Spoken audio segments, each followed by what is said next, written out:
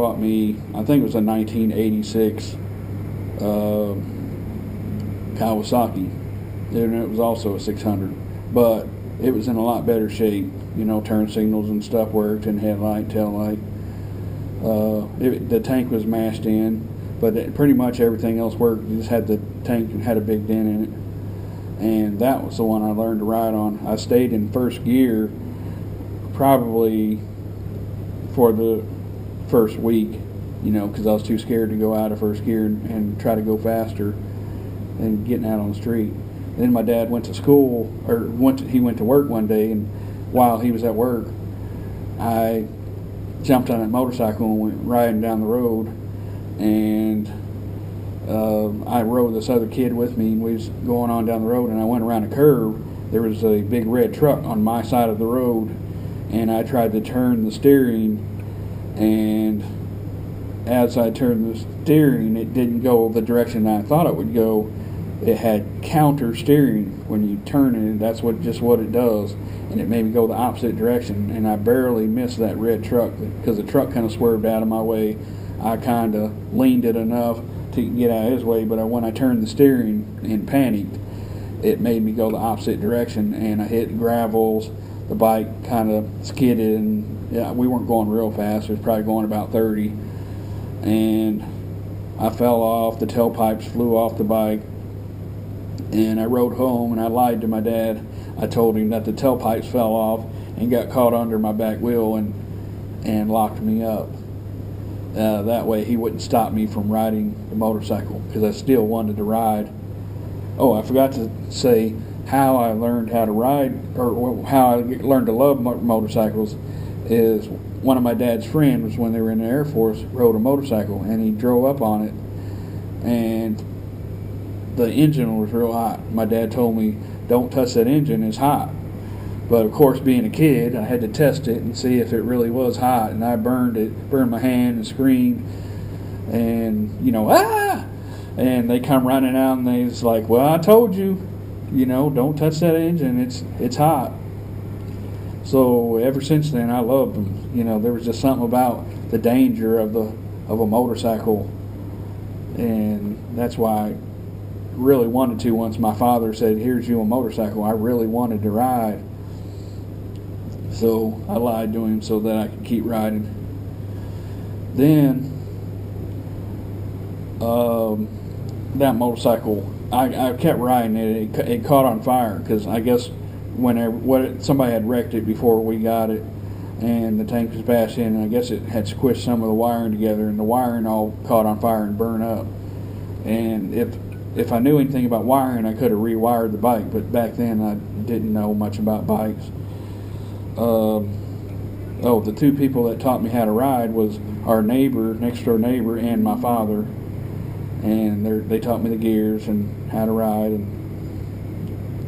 And the next door neighbor, he went farther, and he started teaching me how to work on them, how to take the carburetors off and clean them, oil in the chain, how to take the points out and set the timing on the points.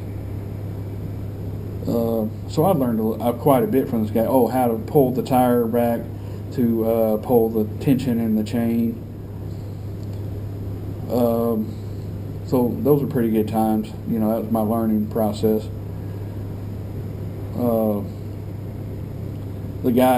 The next door neighbor guy, he's gone now. He just died last year, I believe.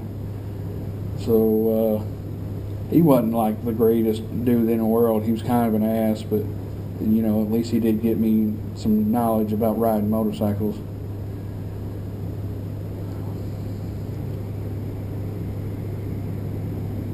So now I am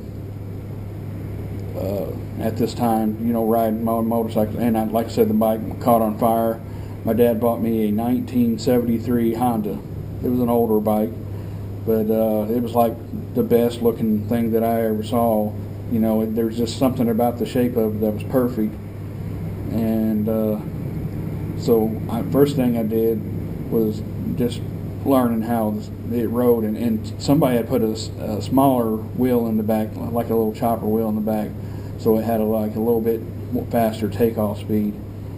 and they said the guy that owned it had tore the engine down and rebuilt it to an 800, but it was a 754, but they got it up to an 800, so it was a little bit faster than a normal 750.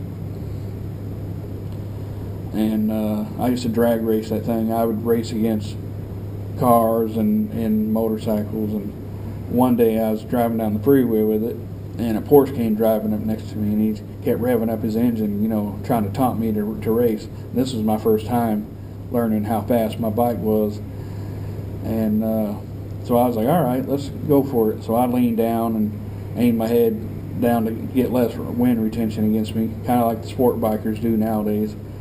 And I went flying down the road, and I got up to like 120, and I guess that was fast enough to beat them. I mean, because for one thing, I had a faster takeoff, so I was like quite far ahead before he got to moving. And as I got up to 120, the speedometer cable broke, so I don't know if I had went any faster than that or not. And then I found an off-ramp off the freeway, and here come Porsche flying down the road, and that was my first experience of speed on a motorcycle. And the front end was shaking a little bit, kind of gave me a little wobble to it.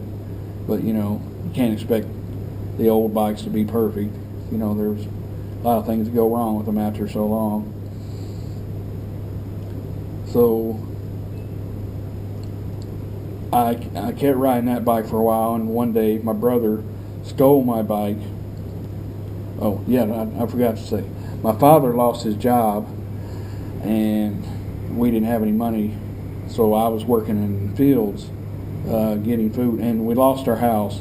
My father went to move in with his third wife. He had finally married another woman and moved in with her, and then I was kind of on my own. I was still in school, and I quit school because my father wasn't making enough money to feed us. So I went working in fields out in, you know, country, on farms and stuff, sorting potatoes and getting weeds away from watermelons and stuff like that, cutting flowers. So I made my money, you know, gave me something to eat.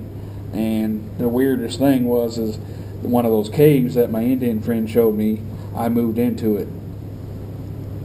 And the reason I moved into it because I didn't have anywhere else to live.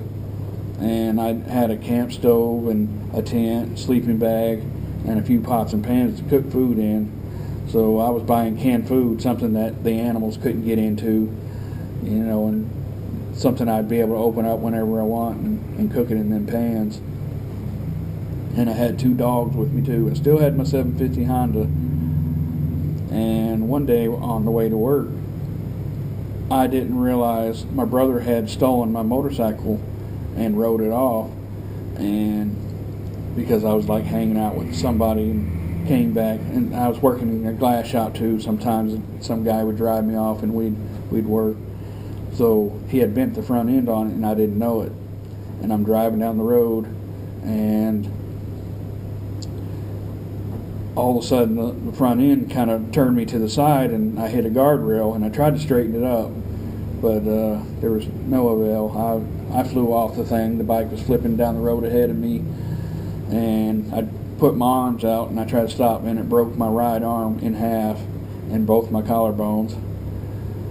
So I ended up in the hospital for 3 months, and when I came out, I went back to my cave to live again and trying to heal up, and all my stuff that was in the cave was stolen. It was all gone.